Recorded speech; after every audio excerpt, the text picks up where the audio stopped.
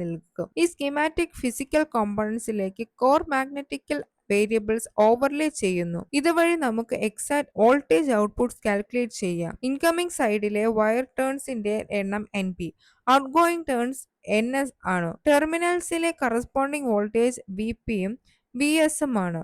നമുക്ക് ഒരു basic step down scenario map ചെയ്യാം. നമ്മൾ പ്രൈമറി കോയിൽ 1000 ടൈംസും സെക്കൻഡറി കോയിൽ ജസ്റ്റ് 100 ടൈംസും റാപ്പ് ചെയ്താൽ ഒരു 10:1 റേഷ്യോ എക്സ്റ്റാബ്ലിഷ് ആവും.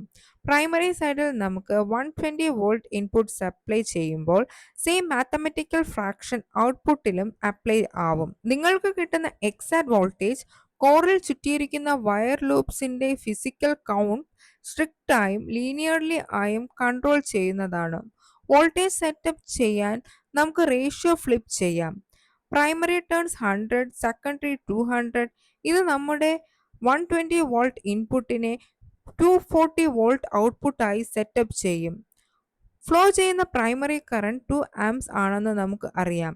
പ്രൈമറിക്ക് സപ്ലൈ ചെയ്ത ടോട്ടൽ പവർ സെക്കൻഡറിയിൽ നിന്നും പുറത്തേക്ക് പോകുന്ന ടോട്ടൽ പവറിന് ഈക്വൽ ആയിരിക്കേണ്ടത് അത്യാവശ്യമാണ്. വോൾട്ടേജിനെ കറന്റ് കൊണ്ട് മൾട്ടിപ്ലൈ ചെയ്താണ് പവർ കാൽക്കുലേറ്റ് ചെയ്യുന്നത്. സെക്കൻഡറി കറന്റ് കാൽക്കുലേറ്റ് ചെയ്യാൻ ഒന്ന് ശ്രമിക്കൂ. മാത്തമെറ്റിക്കൽ ബാലൻസ് അനുസരിച്ച് സെക്കൻഡറി കറന്റ് 1 ആംപ് ആകണം. ഔട്ട്പുട്ടിൽ വോൾട്ടേജ് ഡബിൾ ആയതുകൊണ്ട് ടോട്ടൽ പവർ ഔട്ട്പുട്ട് പെർഫെക്റ്റ്ലി ലെവലായി വെക്കാൻ കറന്റ് എക്സാക്ട്ലി ഹാഫ് ആയി ഡ്രോപ്പ് ആവണം. നിങ്ങൾക്ക് ഫ്രീ ആയി എനർജി മൾട്ടിപ്ലൈ ചെയ്യാൻ പറ്റില്ല. ട്രാൻസ്ഫോമർ വഴി വോൾട്ടേജ് ഹയർ ആയി പുഷ് ചെയ്താൽ ഇലക്ട്രിക്കൽ കറന്റിൽ ഉടനെ തന്നെ പ്രൊപ്പോർഷണൽ ആയ ഒരു ഡ്രോപ്പ് സംഭവിക്കും.